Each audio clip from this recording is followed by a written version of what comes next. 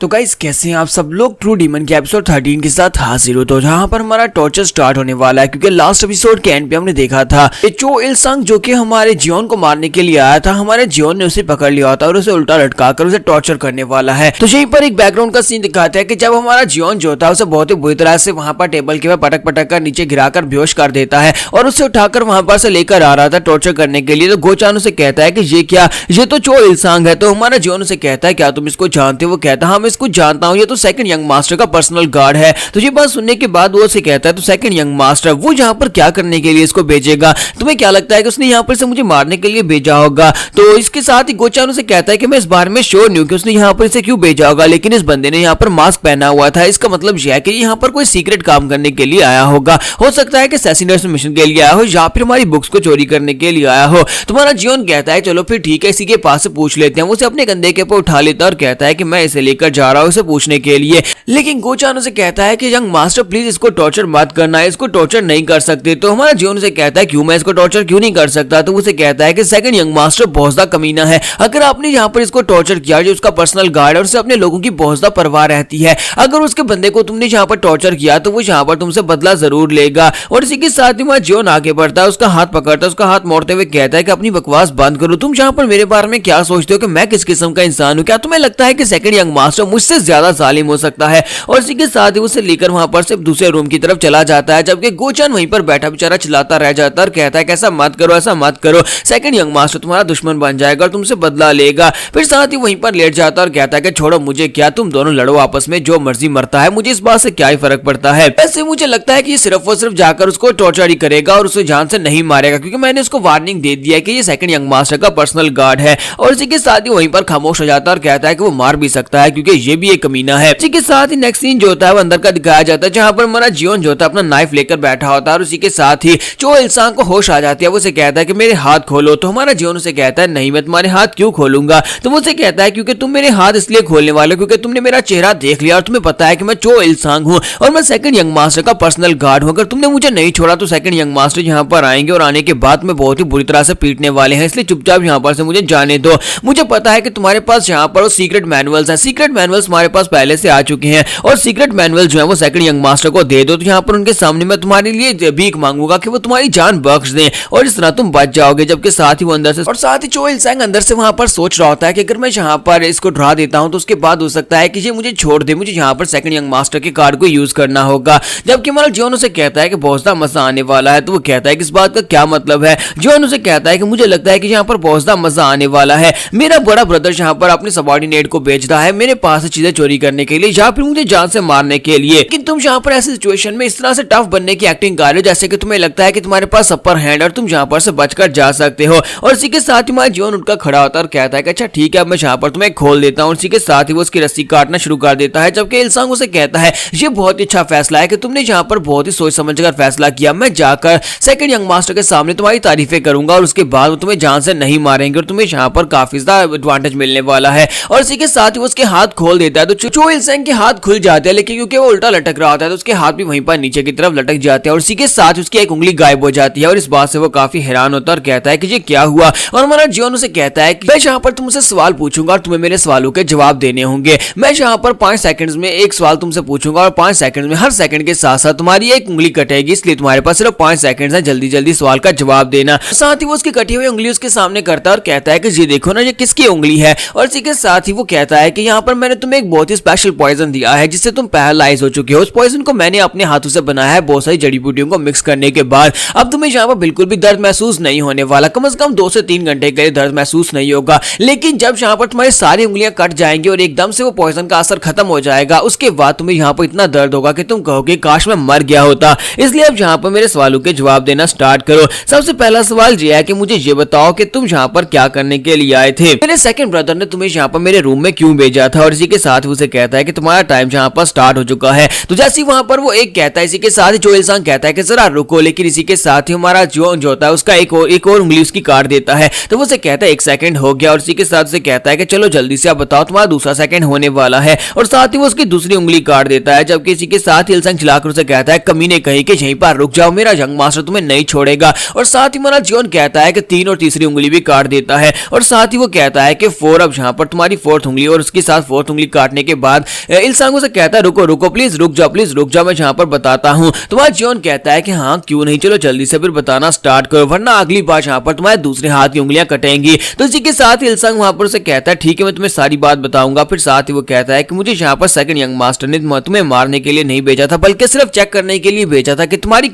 Martial arts की techniques तुम्हारे पास है या नहीं, क्योंकि किसी ने हमें बताया कि तुम्हारी मार्शल आर्ट्स चली गई है। तो ये बात सुनने के बाद हमारा जियोन उसे कहता है अच्छा तो ये बात है। लगता है कि गार्ड कैम ने बड़ी जल्दी से यहाँ पर साइड को स्विच कर लिया, उसने मेरा साथ छोड़ दिया। और इसी के साथ ही वो उसे कहता है कि अब मैं यहाँ पर तुमसे एक दूसरा सवाल पूछने वाला हूँ, क्या गार्ड कैम ने यहाँ पर सेकंड यंग मास्टर से ये बात कही है? तो ये बात सुनने के बाद चो इलसांग उसे कहता है हाँ गार्ड कैम ने यहाँ पर ये बात उससे कही है। तो जियोन कहता है कि वो वाकई में एक बहुत ही समझदार इंसान है जिसने यहाँ पर वक्त रहते ही अपना पासा बदल लिया और जल्दी से जाकर सेकंड यंग मास्टर से मिल गया है। क्योंकि इलसांग वहां पर सोच रहा होता है कि इस लड़की को कैसे पता चला कि गार्ड कैम ने हमें धोखा दिया है। लगता है कि गार्ड कैम पहले इसकी साइड के ऊपर था और उसके बाद हमारी साइड के ऊपर आ गया है। कहीं दोनों आपस में एक दूसरे के साथ मिले तो नहीं है, कहीं दोनों का ये प्लान तो नहीं था कि मुझे यहाँ पर ल्योर करके मुझे मारा जा सके और सेकंड यंग मास्टर को नुकसान पहुंचाया जा सके। मुझे जल्दी से जल्दी यहाँ पर से जाना होगा, मुझे जाकर सेकंड यंग मास्टर को सारी की सारी बात बतानी होगी। जियोन उठकर खड़ा हो जाता है और उसे कहता है कि मेरे सवाल खत्म हो गए, अब मैं यहाँ पर तुम्हारा क्या करूँ? तो इसी के साथ इलसांग उसे कहता है तो फिर मुझे जाने दो। तुम्हारा जियोन उसे कहता है कि नहीं मैं तुम्हें कैसे जाने दे सकता हूँ। तो इसी के साथ ही उसे कहता है कि अब मैं यहाँ पर क्या करूँ। जब इलसांग उसकी तरफ देखता है तो जियोन वहां पर डेडली आंखों के साथ उसकी तरफ देख रहा होता है, उसे लगता है कि वो उसे मार डालेगा। इसी के साथ ही इलसांग वहां पर उसके सामने भीख मांगना शुरू कर देता है और कहता है कि प्लीज यहाँ पर मैंने गलत फैसला कर लिया, सेकंड यंग मास्टर का गार्ड बनकर मैं यहाँ पर तुम्हारा पर्सनल गार्ड बन सकता हूँ, मैं तुम्हारा साथ दे सकता हूँ, प्लीज यहाँ पर मुझे अपना आदमी बना लो और मैं यहाँ पर तुम्हारा गार्ड बन जाऊंगा। मैं यहाँ पर तुम्हें सेकंड यंग मास्टर से प्रोटेक्ट करूंगा और मुझे लगता है कि तुम ही यहाँ पर परफेक्ट कैंडिडेट हो नए मैनर मास्टर बनने के लिए। तुम्हारे लिए मैं कुछ भी करने को तैयार हूँ, प्लीज प्लीज यहाँ पर मुझे छोड़ दो, बस मैं तुम्हारे लिए कुछ भी करूंगा। तुम्हारा जियोन कहता है क्या वाकई में तुम मेरे लिए कुछ भी करोगे? तो वो कहता है हाँ मैं तुम्हारे लिए कुछ भी करूंगा। जियोन कहता है तो फिर मुझे यहाँ पर तुमसे एक फेवर चाहिए, अभी यहीं पर इसी जगह के ऊपर मैं तुमसे कुछ करवाने वाला हूँ। और इसी के साथ ही वो खुश हो जाता है और कहता है कि लगता है कि मेरी जान बच गई है, मुझे अपना आदमी बना लेगा और उसके बाद मौका देकर मैं यहाँ से भाग जाऊंगा। लेकिन इसी के साथ ही हमारा जियोन जो होता है अपना नाइफ उसके गले के अंदर दंसा देता है। जब वो अपना नाइफ उसके गले के अंदर दंसा देता है इसी के साथ ही वो इलसांग की गर्दन के अंदर से वहां पर ब्लड बहना शुरू हो जाता है। तुम्हारा जियोन उसे कहता है कि मैंने यहाँ पर कहा ना कि तुमसे मुझे एक काम है और तुमने भी कहा था कि तुम मेरे लिए कुछ भी करोगे, तो मुझे बस यहाँ पर तुम्हारा थोड़ा सा ब्लड चाहिए। और इसी के साथ ही हमारा जियोन जो होता है अपना ब्लेड उसके गले के अंदर दंसाने के बाद बाहर निकालता है तो वहां पर से बहुत सारा ब्लड नीचे की तरफ गिर रहा होता है। तुम्हारा जियोन कहता है कि मुझे यहाँ पर तुम्हारा ब्लड चाहिए होगा, मुझे एक बुक को ओपन करना है। और इसी के साथ ही वो उस रिस्ट्रिक्टेड बॉक्स को उसके नीचे रख देता है और उस बॉक्स के अंदर ब्लड गिरना स्टार्ट हो जाता है। जियोन कहता है कि मैं इस बुक के ऊपर लगी हुई इस चेन को कितनी ही ताकत क्यों ना लगा लूं, लेकिन मैं उसे ओपन नहीं कर पा रहा था। मुझे लगता है कि इसको ओपन करने के लिए कोई और तरीका चाहिए था, इसी वजह से मैंने उस शामन की बुक को पढ़ा था। उस शामन की बुक के अंदर लिखा हुआ था अगर आप लोग यहाँ पर किसी इवल स्पिरिट की बुक को ओपन करना चाहते हैं तो उसके लिए आपको यहाँ पर किसी इम्प्योर चीज की जरूरत होती है, किसी इवल चीज की जरूरत होती है। और मुझे लगता है कि इस कमीने के ब्लड से ज्यादा इवल चीज क्या हो सकती है, इससे ज्यादा इम्प्योर चीज क्या हो सकती है। इलसांग का ब्लड जो होता है उस बुक के ऊपर गिर रहा होता है। तो नेक्स्ट एपिसोड में देखेंगे क्या ये बुक यहाँ पर ओपन हो जाएगी और उस बुक के अंदर से क्या निकलेगा, हमें नेक्स्ट एपिसोड में ही पता चलेगा। एपिसोड की एक्सप्लेनेशन अच्छी लगी तो कमेंट करके जरूर बताइएगा, वीडियो को लाइक करना मत भूलिएगा। Thank you. तो गाइस कैसे हैं आप सब लोग, ट्रू डीमन के एपिसोड 15 के साथ हाजिर हो। तो लास्ट एपिसोड के एंड पे हमने देखा था कि हमारा जियोन जो होता है इल्यूजनरी वर्ल्ड के अंदर से बाहर निकल आता है। तो इसी के साथ ब्लू स्पिरिट जो होती है अपनी एनर्जी के साथ वहां पर एक बटरफ्लाई बनाती है और उस बटरफ्लाई को सामने की तरफ भेजती है। वो बटरफ्लाई जो होती है सीधी उड़ती जाकर हमारे जियोन के चेहरे के साथ टकराती है, लेकिन हमारा जियोन वहां पर अपनी 5 सेंसेस को ब्लॉक कर चुका है, इसी वजह से उसे कुछ भी महसूस नहीं होता। तो वो कहती है ऐसा कैसे हो सकता है, ये जो ट्रांसेंडेंस राम है, ट्रांसेंडेंस राम के अंदर सिर्फ और सिर्फ कोई बहुत ही पावरफुल मार्शल आर्टिस्ट ही पहुंच सकता है, लेकिन ये तो सिर्फ और सिर्फ एक बच्चा है जिसने अभी तक मार्शल आर्ट्स भी नहीं सीखी, फिर ये यहाँ पर ट्रांसेंडेंस राम में कैसे पहुंच सकता है? इसका मतलब यह कोई आम बच्चा नहीं है बल्कि ये बहुत ज्यादा स्पेशल है। ऊपर से इस तरह के स्किल्स हासिल करने के लिए आपको एक शामन बनना पड़ता है और सिर्फ एक शामन इस तरह के काम कर सकते हैं, लेकिन इस लड़के के अंदर ऐसी कोई बात नहीं और ऊपर से ये शामन भी नहीं है। कहीं ऐसा तो नहीं है कि ये लड़का इन एबिलिटीज के साथ ही पैदा हुआ है कि ये ग्रेट शामन बन सकता है। इसी के साथ ही हमारा जियोन वहां पर जोर जोर से हंसना शुरू कर देता है। जब हमारा जियोन वहां पर हंस रहा होता है तो इसी के साथ ही ब्लू स्पिरिट उसे कहती है कि तुम यहाँ पर हंस क्यों रहे हो, तुम्हें लगता है कि तुमने यहाँ पर मेरी इल्यूजन को ब्रेक कर दिया तो तुम यहाँ पर इतनी आसानी के साथ मुझे अपनी फैमिली बना लोगे, मेरे पास यहाँ पर अपर हैंड ऐसा बिल्कुल भी नहीं होने वाला। जबकि हमारा जियोन उसे कहता है कि नहीं, मुझे यहाँ पर एक बहुत ही अच्छा आइडिया आया है। तो ब्लू स्पिरिट उसे कहती है तुम्हें यहाँ पर क्या आइडिया आया, फिर साथ ही वो चलाकर उसे कहती है कि तुम यहाँ पर क्या करने वाले हो। तुम्हारा जियोन इसी के साथ उसकी बुक को निकालता है और उसे कहता है कि ये देखो, मैंने यहाँ पर एक बार पढ़ा था जिसके अंदर लिखा हुआ था कि स्पिरिट्स जो होती हैं अगर वो कई हजार सालों तक यहाँ पर किसी एक चीज के साथ जुड़ी रहे तो वही उनका घर बन जाता है, और अगर यहाँ पर उनको डिस्ट्रॉय करना है तो हमें उस चीज को डिस्ट्रॉय करना होगा, तभी हम लोग जहाँ पर उनको डिस्ट्रॉय कर सकते हैं। और इसी के साथ ही हमारा जियोन जो होता है उसे कहता है कि अब मैं यहाँ पर इस बुक को डिस्ट्रॉय करने वाला हूँ, जिससे यहाँ पर तुम खुद ही मेरे सामने भीख मांगोगे कि तुम यहाँ पर मेरी फैमिली बनना चाहती हो। और इसी के साथ ही हमारा जियोन जो होता है अपने दांतों के साथ उसके ऊपर लगी हुई जो स्किन कवर होती है उसको फाड़ना शुरू कर देता है। जैसे ही वो उसको फाड़ता है तो इसी के साथ ही ब्लू स्पिरिट बहुत ही बुरी तरह जख्मी हो जाती है, वहां पर चलाना शुरू कर देती है और कहती है बेवकूफ बच्चे जी तुम क्या कर रहे हो, उसको छोड़ो, बुक को छोड़ दो। लेकिन हमारा जियोन वहां पर और भी ज्यादा उसको फाड़ना शुरू करता है और कहता है कि मैंने सही सोचा था, मुझे लगा ही था कि जब इस बुक के कवर को फाड़ा जाएगा तभी यहाँ पर तुम्हें नुकसान पहुंचेगा। अब यहाँ पर देखो तुम्हारा क्या होने वाला है। जब किसी के साथ ही वो बड़ी तेजी के साथ आगे बढ़ती है और कहती है कि ये लड़का यहाँ पर ऐसे कैसे कर सकता है,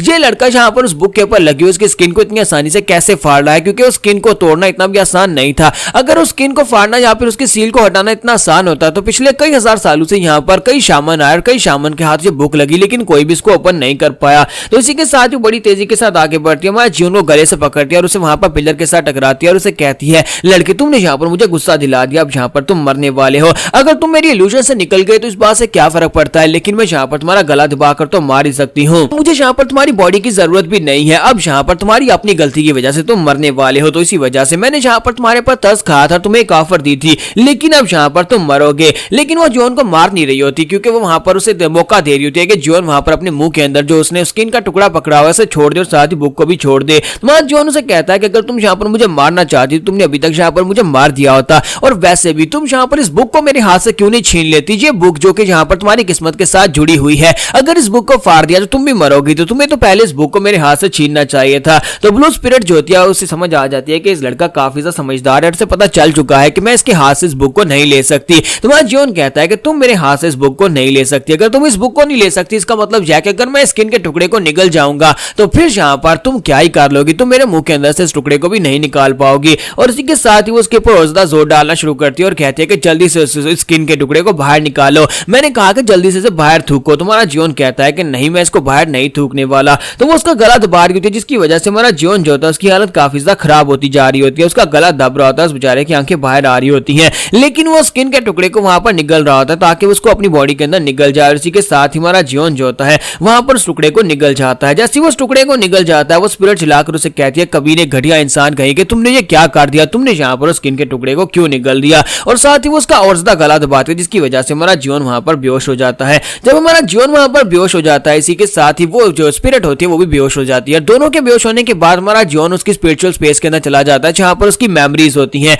तो उसकी मेमोरीज में जाने के बाद वो कहता है कि ये कौन सी जगह है, मैं कहां पर आ गया हूं। तो वहां पर हमारा जियोन के इर्द गिर्द बहुत सारी लाशें पड़ी होती है, इतनी लाशें होती है कि वो उनको गिन भी नहीं पा रहा होता। तो वो कहता है कि ये क्या क्या मैं यहाँ पर लाशों के समंदर में आ गया हूँ। फिर साथ ही से वहां पर ब्लू स्पिरिट दिखाई देती है जो कि अपने हाथ में तलवार लेकर बैठी होती है और उसके सामने एक थ्रोन होता है जहां पर एक एम्परर बैठा होता है। तो हमारा जियोन कहता है कि ये तो वही ब्लू स्पिरिट है, लेकिन ये यहाँ पर कर क्या रही है, लगता है कि अभी ये ब्लू स्पिरिट बनी नहीं है। और इसी के साथ ही वो लड़की जो होती है यानी ब्लू स्पिरिट जो होती है वो अपने कपड़े फाड़ती है और अपने कपड़े फाड़कर अपने हाथ को अपनी तलवार के साथ बांध लेती है और इसी के साथ ही वो एम्परर को चैलेंज करती है और कहती है कि चलो जल्दी से अब यहाँ पर आ जाओ। लेकिन हमारा जियोन उसकी कोई बात को समझ नहीं पा रहा होता क्योंकि वो काफी दूर होता है। वो कहता है कि मैं इनकी बातें सुन नहीं पा रहा कि यहाँ पर उस बंदे से क्या कह रही है, लेकिन यहाँ पर इसे देखकर लगता है कि ये बहुत ज्यादा गुस्से में है और सामने वाले उस एम्परर को जो भी कुर्सी के ऊपर बैठा हुआ है उसे मार डालेगी। तो इसी के साथ ही ब्लू स्पिरिट जो होती है अपनी तलवार लेकर बड़ी तेजी के साथ आगे की तरफ बढ़ती है, जबकि वहां पर थ्रोन के ऊपर बैठा हुआ एम्परर जो होता है वो उसकी तरफ देखकर हंसता है। फिर साथ ही वो बड़ी तेजी के साथ आगे बढ़ता है। जैसे वो अपनी तलवार के साथ उसके ऊपर अटैक करने लगती है, एम्परर अपना हाथ आगे बढ़ाता है, उसकी बॉडी के अंदर धंसा देता है।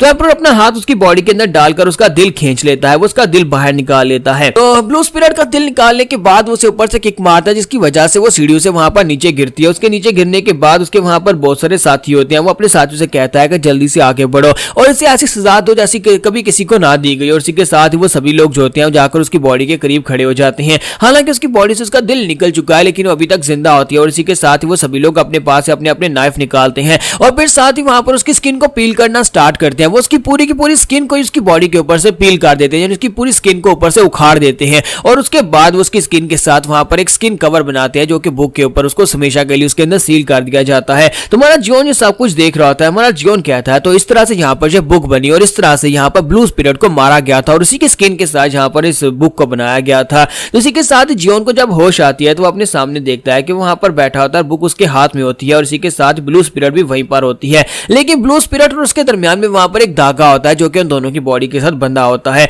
तो ब्लू स्पिरिट कहती है ऐसा कैसे हो सकता है कि तुमने यहाँ पर मुझे अपनी फैमिलियर स्पिरिट बना लिया। जबकि हमारा जॉन वहाँ पर हल्का सा मुस्कुराता और कहता है कि हाँ मुझे यहाँ पर एक ब्लू स्पिरिट मिल गई। वहाँ पर पूरी तरह से होश में आने के बाद ब्लू स्पिरिट जो होती है फिर से गुस्से के साथ आगे बढ़ती है और जॉन को जाकर गले से पकड़ लेती है, उसका गला दबाते हुए कहती है कि तुम छोटे ब्रैट कहीं के, तुमने यहाँ पर मेरे साथ क्या किया है। लेकिन इसी के साथ उसका अपना गला भी वहाँ पर दबना शुरू हो जाता है। वो कहती है कि ऐसा कैसे हो सकता है, फिर साथ ही वो पीछे हट जाती है। तुम्हारा जॉन कहता है लगता है कि मेरे साथ फैमिलियर यानी कि मेरी गुलाम बनने की वजह से अगर मुझे यहाँ पर नुकसान पहुंचाएगी तो इसे खुद भी यहाँ पर तकलीफ होगी, अगर मुझे यहाँ पर चोट लगेगी तो इससे भी चोट लगेगी। फिर साथ ही वो कहती है अगर यहाँ पर इसे चोट लग रही है तो फिर उस डीमन मॉन्क का क्या हुआ होगा। डीमन मॉन्क पता नहीं इस वक्त कहाँ पर है, क्योंकि मैं यहाँ पर अभी भी मरते मरते बचा था। इसी के साथ ही डीमन मॉन्क को दिखाता है कि वो गोचान के साथ बाहर खड़ा होता है, बेचारा रो रहा होता है क्योंकि उस बेचारे की हालत काफी ज्यादा बुरी हुई होती है। जॉन उसे कहता है कि मुझे लगता है कि अब हम दोनों यहाँ पर एक दूसरे के साथ जुड़ चुके हैं, तो क्यों ना हम दोनों एक दूसरे को प्रॉपर्ली इंट्रोड्यूस करवाएं और एक दूसरे के साथ मिलकर आगे बढ़े। और इसी के साथ ही उसे कहता है कि मेरा नाम मॉक ग्योंग वून है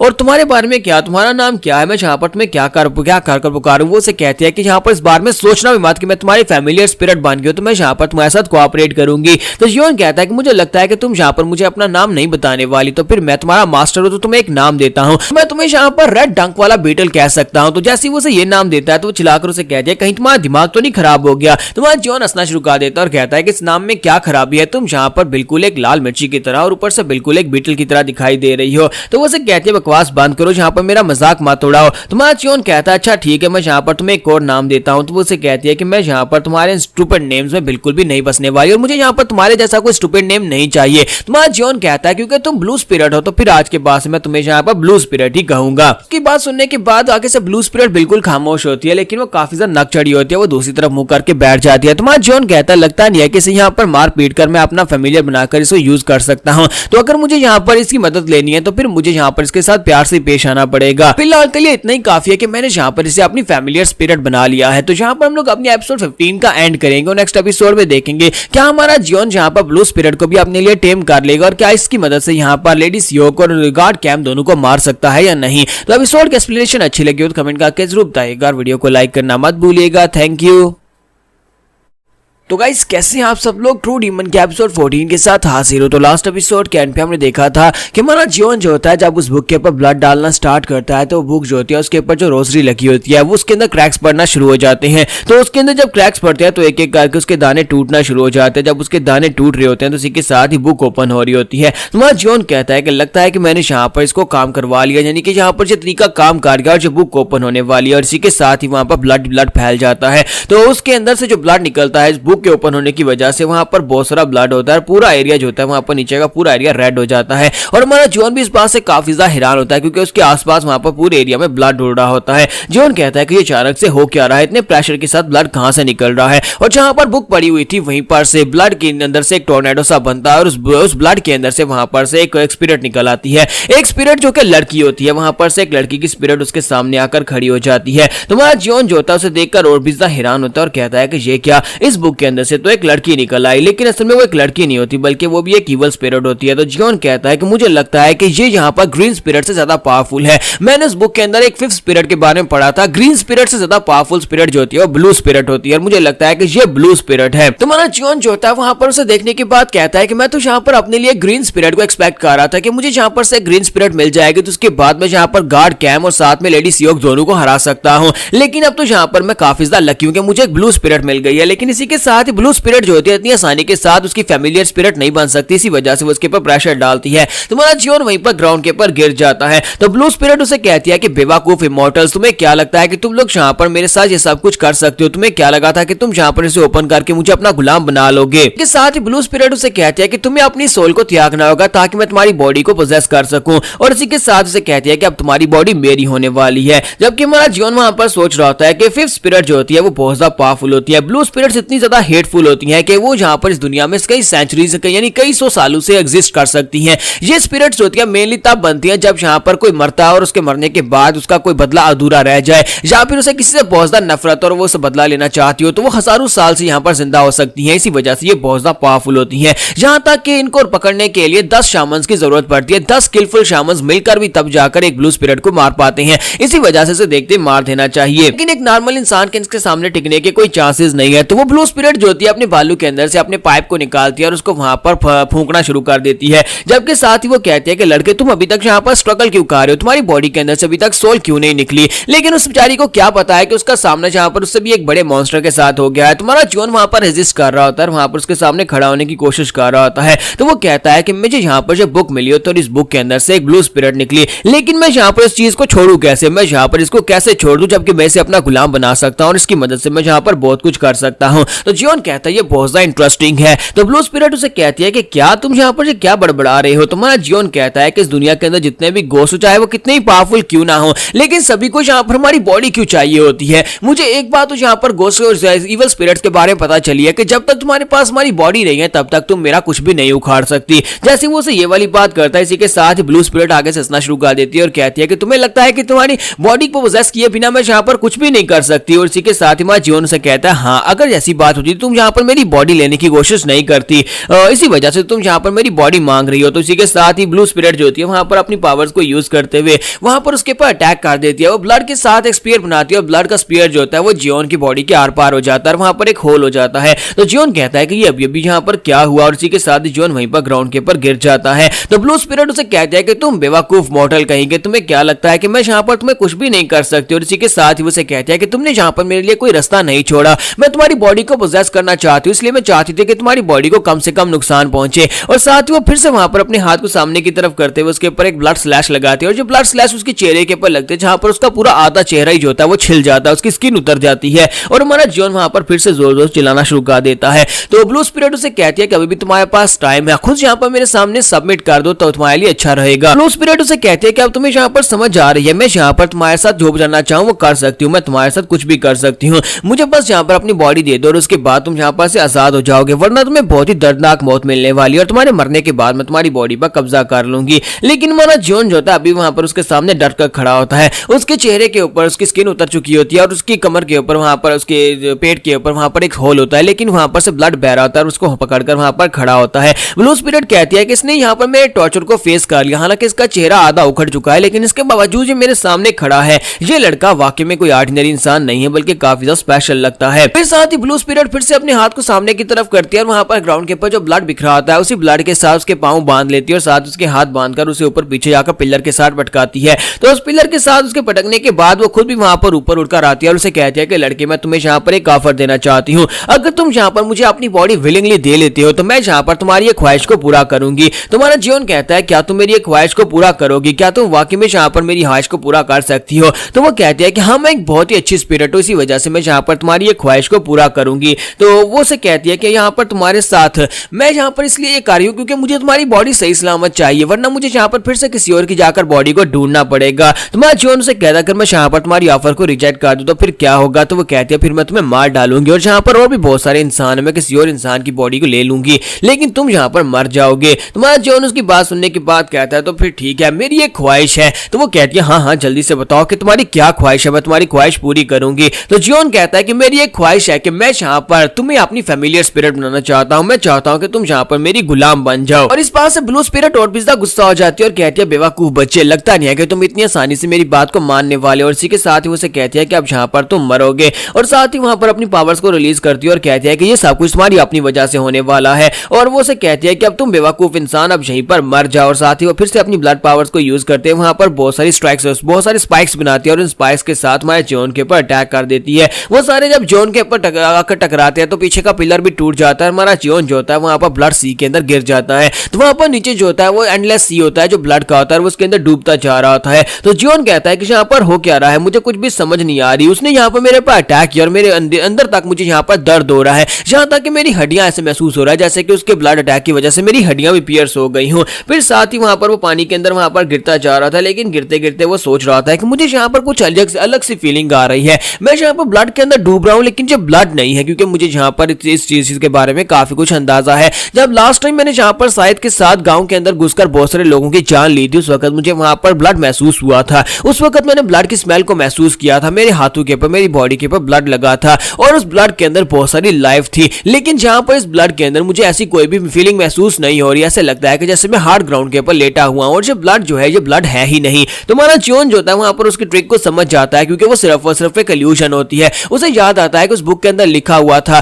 कि जो ब्लू स्पिरिट्स होती हैं, ब्लू स्पिरिट्स यहाँ पर इल्यूजन्स क्रिएट कर सकती हैं और तुम्हें यहाँ पर इल्यूजन्स की दुनिया में भेज सकती हैं। तुम्हारा जियोन वहीं पर से अपनी पांचों की पांचों सेंसेस को ब्लॉक कर देता है, जिसकी वजह से वो इल्यूजन्स के अंदर ना फंस सके। जैसे वो अपनी वहां पर सेंसेस को ब्लॉक करता है, इसी के साथ ही इल्यूजनरी वर्ल्ड होता है वहां पर उसके अंदर क्रैक्स पड़ना शुरू हो जाते हैं और ब्लू स्पिरिट भी इस बात से पहुंचता हैरान होती है, क्योंकि इसी के साथ ही उसकी इल्यूजनल वर्ल्ड होती है वहां पर टुकड़े टुकड़े हो जाती है और उसके इल्यूजन वर्ल्ड के टूटने के बाद हमारा जियोन उसके सामने खड़ा होता है, जबकि स्पिरिट भी पीछे जाकर दीवार के साथ टकराती है, फिर साथ ही उठकर सामने की तरफ देखती है और कहती है कि ये लड़का कुछ ज्यादा ही खास है। ऐसा कैसे हो सकता है कि इस लड़के ने जहां पर मेरे इल्यूजनरी वर्ल्ड को इतनी आसानी से तोड़ दिया। जहां पर हम लोग अपनी एपिसोड 14 का एंड करेंगे और नेक्स्ट एपिसोड में देखेंगे क्या हमारा जियोन जहां पर इस ब्लू स्पिरिट को अपनी फैमिलियर स्पिरिट बना पाएगा या नहीं।